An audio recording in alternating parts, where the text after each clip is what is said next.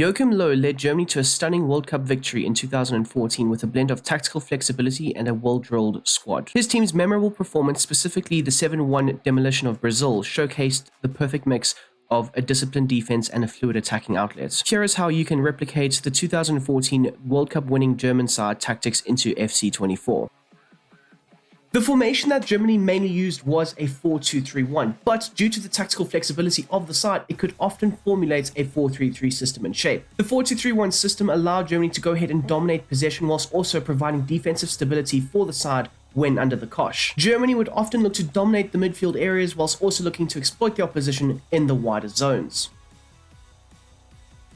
So taking a look at Germany's tactical approach and how they set up on the defensive end, with the defensive style being set to pressure and heavy touch. This allowed the team to selectively pressure the opposition, focusing on moments when the opposition had poor control. This approach often allowed Germany to win the ball high up the field and turn it over into a counter-attacking opportunity. The 2014 World Cup winners often had a compact central structure, so I would recommend you set the team's defensive width to 40. This will help create that nice central compact unit, whilst also allowing the fullbacks to be able to have enough width in the side, on the defensive end at least, to be able to prevent those wider threats. Of course, the central compactness often deterred the opposition from trying to play through the middle zones of the field. The depth of the side should be set to 65. Now, this does two things in particular. One, it helps with the possession-based brand of football that Löw's side are looking to play, and two, it does help with the aggressive pressing nature of the side in those sporadic moments. This depth allowed Germany to control the space effectively and also recover the ball quickly. Onto the offensive tactics, and as for the build-up play, it will be set to slow build-up. This team often prioritized short passes and looked to try and dictate the tempo in the game, utilizing their technically gifted midfielders in the likes of Toni Kroos, Ozil, let's not forget Philipp Lahm as that right back, and even the likes of Bastian Schweinsteiger. These players would go ahead and look to try and dictate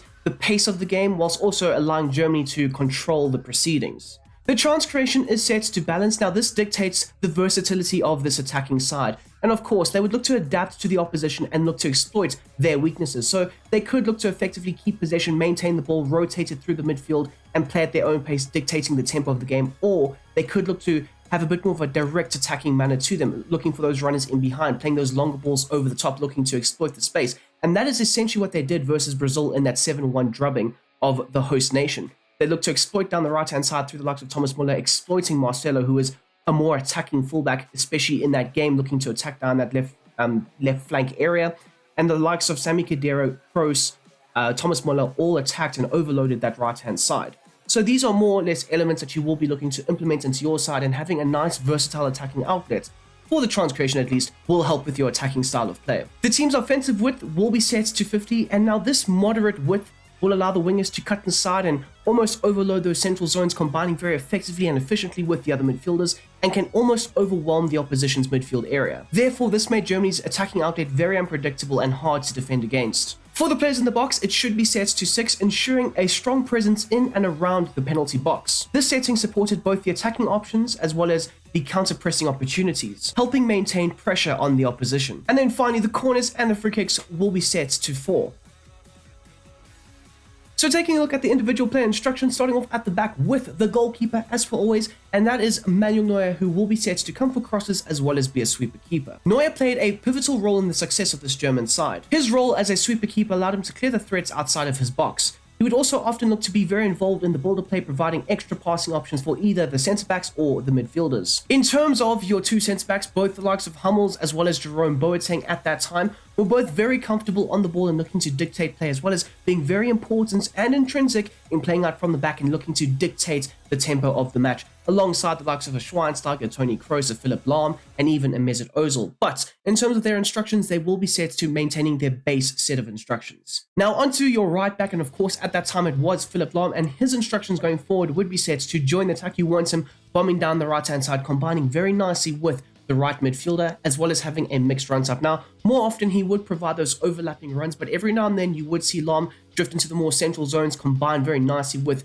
the other midfielders, or even provide underlapping runs for the wider midfielder. At the same time, you'd also want and require both of your fullbacks to aggressively step up and step out, as well as impose the opposition players. Now, onto the role of how it is as that left back. Now, he had a somewhat more reserved attacking role. He could get forward and attack that space if it was there, if the opportunity was there to exploit, especially down that left-hand side with the likes of Ozil often tucking inside and combining with the central areas. But how it is would more so look to try and stay back and almost formulates a back three system, you could say. So in order to replicate his role very effectively, he would be set to having a balanced attacking run as well as having a run type of mix. So every now and then you will see him drift into the central zones, win the aerial duels, which is quite nice, quite effective, and it can help you sustain your attacking presence. And then of course, just like with the right back, you would want and expect him to be able to step up and impose himself on the opposition wide player. Now into the middle of the park. Now we'll start off with the left defensive midfielder, and that was the role of Bastian Schweinsteiger. Now essentially, when this system shifts and changes into a more offensive style of play, he will still maintain the base of the midfield. So he'll be set to maintaining a balanced defensive behavior, looking just to make sure he's more or less in his natural shape. The ability to stay back while attacking, looking to shield the backline as much as possible, is a necessity, as well as the interceptions being set to normal. The final change that we do see for him is the fact that he will be the deep lying playmaker, often being very involved in the builder play in that first phase. And then of course you want him covering the central zones. As for the role of your right defensive midfielder, now that was the likes of Sami Khedira. He would be set to being a bit more of a box-to-box player, allowing him to get forward, attack, overload, higher up the field, or if necessary, you can tweak it and change it and set him to stay back while attacking, because if Germany were under a lot of offensive threat from the opposition, the likes of your other DM, Sami Khedira in this case, would technically be told to stay back and not venture too far forward. But for the time being, I've set him to a more freer attacking role, so he'd be set to also maintaining a balanced defensive behavior as well as playing in that box-to-box role as that right-sided defensive midfielder. You want him being nice and high up the field in certain moments, which we have been able to execute quite well with this system. The interceptions will be set to normal, and then of course stick to position, and just like with the left DM, you would also want and require him to cover the central zones. Now onto the role of the number 10. Now it was mainly Toni Kroos during the 2014 World Cup that featured in this position, and he would often be allowed to drift all over the place, drop a bit deeper, combine nicely, orchestrate the play, orchestrate the tempo, dictate what was happening in the midfield zones, as well as, get nice and high up the field, be on the edge of the box, look to facilitate offensive movements for the other attacking players, mainly the likes of Thomas Muller. So you would want him to have a nice dynamic attacking role. The ability for him to drop back and come back on defense does help with the ability to help him, drop a bit deeper at times, as well as you want him on the edge of the box. Every now and then he does tend to get into the box itself, but you more so want him on the edge of the area looking to try and, work those offensive opportunities. The positioning freedom should be set to stick to position, playing off of the shoulder of the natural number 9, and you will see there is quite a lot of movement that occurs between the two, especially with the striker tending to drop a bit deeper at times, and they will work in and out of each other's spaces, which is quite nice to go ahead and see. And then of course the interceptions will be set to normal. Now out wide to your left midfielder, this was either the likes of Mesut Ozil or Podolski. Now they did have slightly differing roles, so for these specific instructions going forward, it is more or less mimicking the role of Mesut Ozil, who was seen as more of a wide playmaker, often allowed to drop more centrally, or drop into those central areas and combine quite nicely with the number 10. Often, you would see the likes of Toni Kroos interchange positions at times with Mesut Ozil. So you would want him to have a basic defensive support, free roam, as well as come short. Now that will help with the ability to get him more central at times, and then of course normal interceptions and staying on the edge of the box.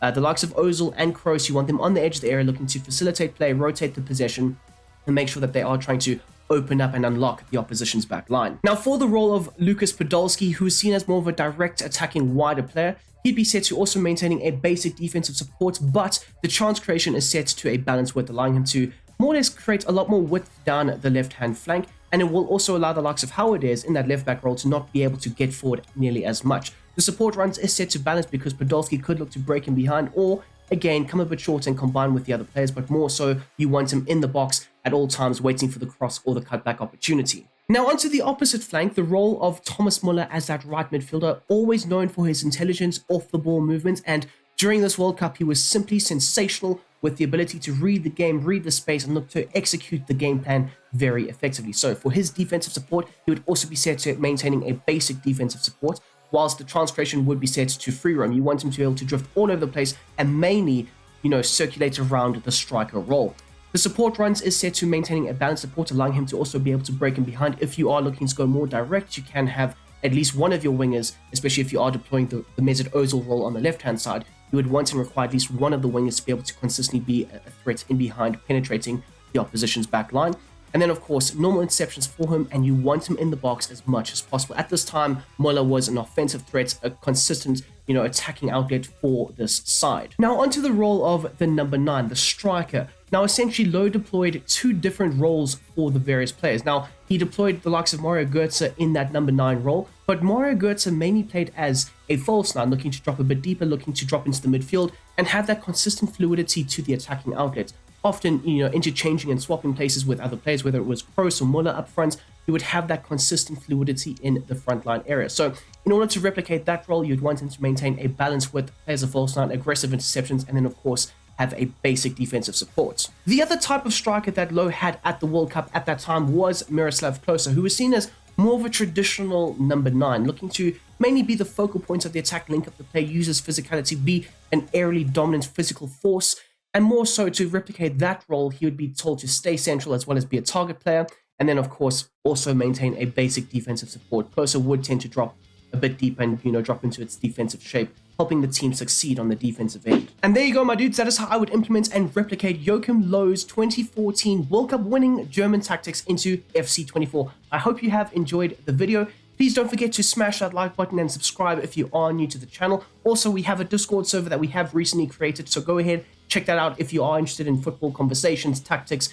EA FC24, as well as we will be discussing the Euros and the Copa America and all that good stuff on the server. So if you have Discord and you would like to join, it is free. The link will be down below in the description. Go check that out. And in terms of my rating out of 10, I would give this system, especially with that false 9 and the fluidity and the movements, it just works so well. I would give it an 8.5. I really enjoy playing with this system. I think for a career mode, it could be fantastic for you guys to go ahead and try out. But you can let me know down below in the comment section once you have. That would be fantastic. That would be appreciated. And until the next one, until the next time, I hope you guys have a damn great day. And I'm out of here.